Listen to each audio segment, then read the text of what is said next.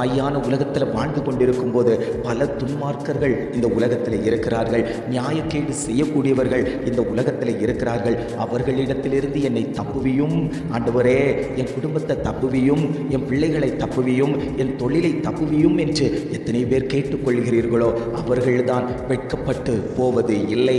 அந்த தெய்வம் தான் சொல்லுகிறார், நான் உன்னோடு கூட இருக்கிறேன் என்று.